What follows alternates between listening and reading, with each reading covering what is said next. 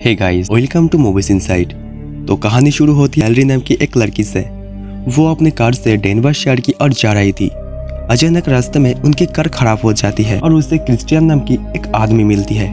Mallory उसे सारी बात बताती है। क्रिस्टियन कार को ठीक करने लगता है और बहुत कोशिश करने के बाद थोड़ी ही देर में वो कार को ठीक कर देता है। मेलरी उसे थैंक यू बोलकर वहाँ से जाने लगता है। तभी उसे गिल्टी फील होती है क्योंकि क्रिस्टियन ने उनके कार को ठीक किया है, इसलिए उन्हें अपने साथ ले जाने का फैसला करता है और उसके मंजिल तक छोड़ने का वादा करता है। वो दोनों आगे बढ़ता है और कुछ दूर चलने के बाद क्रिस्टियन मेलरी से अजीब हरकतें करने लगता है। मेलरी कार रोककर उसे गाड़ी से बाहर निकलने के लिए कहता है।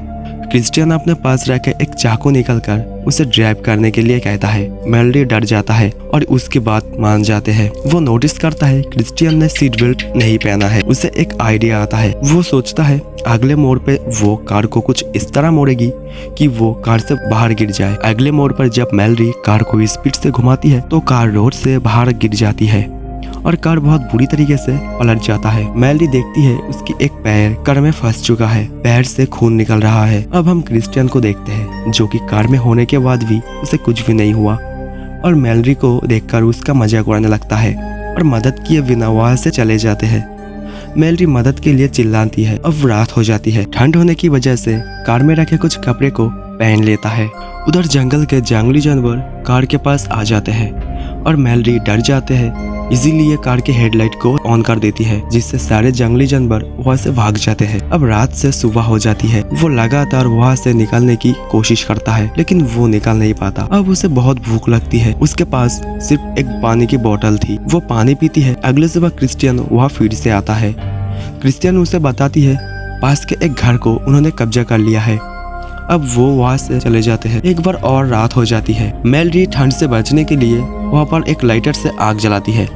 उसे भूख लगती है, इसीलिए एक चूहे को मार कर खा जाती है और खुद की यूरिन को पानी की जगह पी जाती है। अगले सुबह क्रिस्टियन वहाँ फिर आता है और मेलरी को एक आरी देकर कहता है इसकी मदद से तुम कार से बाहर निकल सकती हो।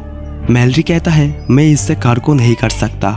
क्रिस्टियन कहता है तुम्हें इससे अपने पैर को काटना होगा तभी तुम बाहर निकल सकते हो। ये सुनकर मेलरी बहुत गुस्से में आ जाता है और क्रिस्टियन भी वहाँ से चला जाता है। वो कार को काटने की कोशिश करता है लेकिन उससे कोई काम नहीं होता। अब रात हो जाता है। इन्होंने कई दिन से कुछ ही नहीं खाया और पानी भी खत्म हो चुका है, लेकिन उनकी किस्मत अच्छी थी इसलिए इस रात बारिश हो जाती है और बारिश के पानी को एक जगह इकट्ठा कर लेता है और उसी से अपने प्यास को बुझाता है। अब बहुत तेज बाढ़ आ जाती है। वो समझ जाता है कि उसकी मौत अब पक्की है। कार पानी में बहने लगता है जिस कारण कार से उसके पैर निकल जाती है। अब मेलरी आजाद हो जाता है। वो वहां से एक घर की ओर आता है।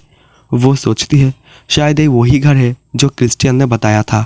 मेलरी एक रूम में आता है जहाँ एक लड़की को बांधा हुआ पाता है। वो उसे वहां से छुड़ाने की कोशिश करता है, तभी वहाँ क्रिस्टियन आ जाता है। मेलरी और क्रिस्टियन में फाइट शुरू हो जाती है। मेलरी उसे ऊपर से नीचे गिरा देती है और सीधा एक ट्रैप में जाकर फंस जाता है और उनका खून बहने लगता है। अब वह मेलरी आ जाता है और कहता है मैं तुम्हारी हेल्प करूंगी। ये कहकर उनके पास एक चाकू फेंक देती है और कहती है तुम्हें इस ट्रैप से बचने निकलने के लिए अपने पैर को काटना होगा। इसे कहता है जैसा करोगे ऐसा भरोगे। और इसी के साथ ये मूवी यहीं पर एंड हो जाती है।